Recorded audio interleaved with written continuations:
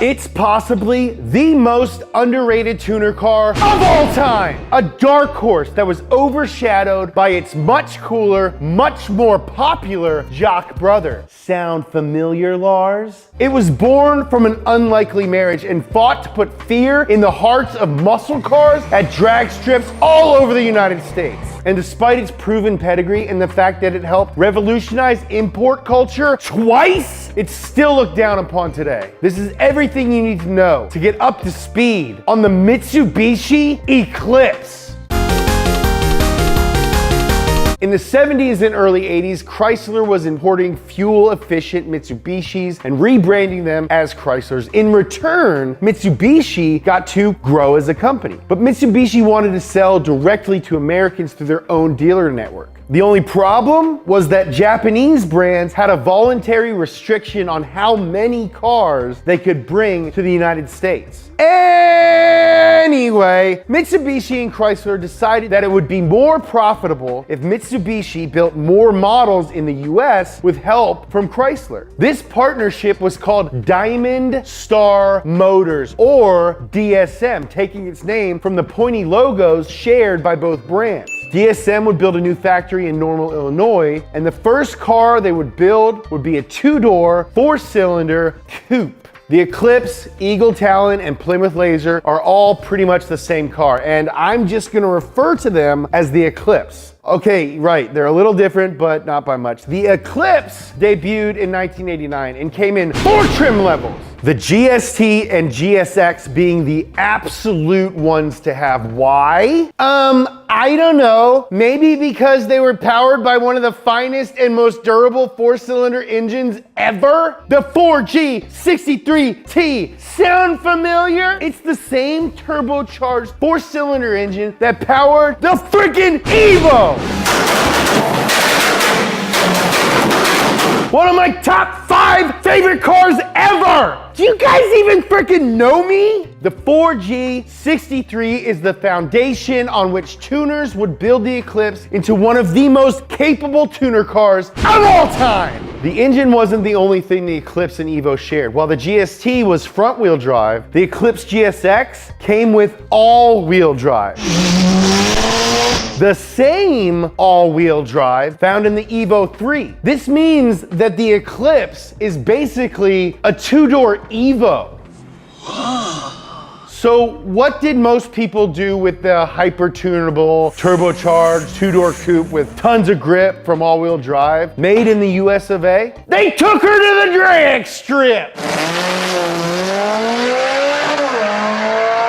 Before, the 2-lane blacktop was reserved for American muscle cars with big block engines and rear tires wider than Jessica's unibrow. But when the Eclipse came onto the scene, racers saw that there could be an alternative. The Eclipse was completely refreshed for the 1995 model year. It had a sleeker body, and the 4G63T now made 210 horsepower. This car was in every racing game you can think of. Ridge Racer, Gran Turismo, the Forza games, and of course, Need for Speed Underground. From the windows to the walls! The American tuner scene can be split into 2 distinct time periods, and the Eclipse is notable in the fact that it helped set them both off. In the first era, tuning culture was Eclipses, Hondas, and like 4 guys with VWs. I knew all of them. There was me, Ross, Cam, and Nick. Ross, I'm sorry we couldn't see each other when I was in New York. But it was the release of one film that opened the floodgates for all Japanese cars and marked the beginning of a new tuning age. 2011's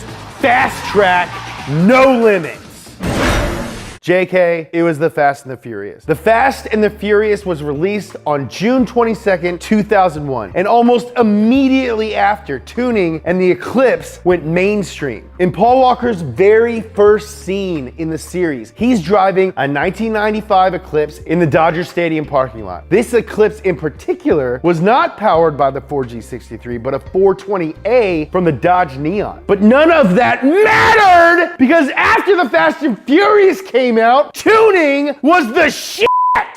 For about 10 years, everyone and their mom, my mom in particular, was putting Arabuni body kits, giant wings, and underglow on their cars. And that is 100% because of the Fast and Furious. The franchise's effect on the car world has been talked about to death, but something that gets lost in the conversation is the Eclipse's contribution. It helped set off the second wave of the tuning scene. The Eclipse came back in 2004's Too Fast, Too Furious. I'm too fast for y'all. It wasn't Brian's this time, but it was still a hero car with a ton of screen time. The purple one wasn't as cool, I know, but think about it. The Eclipse was there for the genesis and the renaissance of tuning culture, but none of the credit? Why?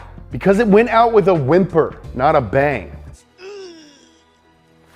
By the time people saw Brian O'Connor's lime green Eclipse in theaters, Mitsubishi had already updated the Eclipse for the 2000 model year. Their partnership with Chrysler had ended, so this Eclipse was no longer a DSM, and the car was beginning to lose its charm. All-wheel drive? Yeah, that's no longer an option. Well, what about the 4G63? Nope.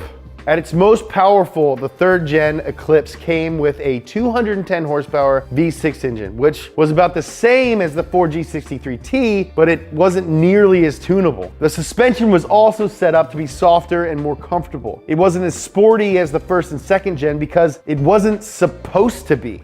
That is a bummer. If you wanted a performance-oriented, turbocharged, all-wheel drive Mitsubishi, you had to get the Evo, which finally came to America in 2003. The Eclipse was updated again in 2006 with styling that was inspired by the second generation car and a new 263 horsepower engine. It had a dedicated following, but that wasn't enough to keep sales from declining ever since its debut year. In its final year of production, Mitsubishi only sold 1,173 Eclipses. But that wasn't the end for the Eclipse. Back in 2016, there were rumors that the car would be back. Would Mitsubishi bring back the two-door performance coupe to take on the new wave of budget performance cars? The wave that it freaking started? It started it! And I'll be honest, I was optimistic. I know I should learn by now. Never get your hopes up.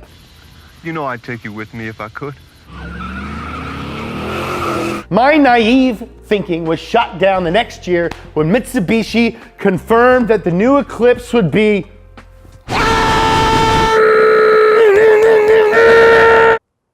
a crossover SUV. Really? Really, Mitsubishi? An SUV? An SUV! You already have the Outlander, which is an SUV. Why? Why did you have to bring the Eclipse into it? I don't understand, and that's fine. The Supra, the RX-7, the Skyline, and even Mitsubishi's own Evo are legendary tuner cars that live on thanks to the Fast and the Furious and the scene that it made a worldwide phenomenon. But why not the Eclipse? Well, it's simple, really. The Eclipse lived longer. Unlike its Fast and Furious brethren, it didn't die. It was kept on life support for 12 years, living off the DSM name and the reverence people had for that car. And Mitsubishi is doing that again, but with this new crossover thing. The Eclipse was a groundbreaking car in more ways than it gets credit for. It was an import built in Illinois, and I think that's another reason why people look down on it. It wasn't technically JDM. It was never out of reach or exotic. But that doesn't stop it from being one of the most important tuner cars of all time. That's everything you need to know to get up to speed on the Mitsubishi Eclipse.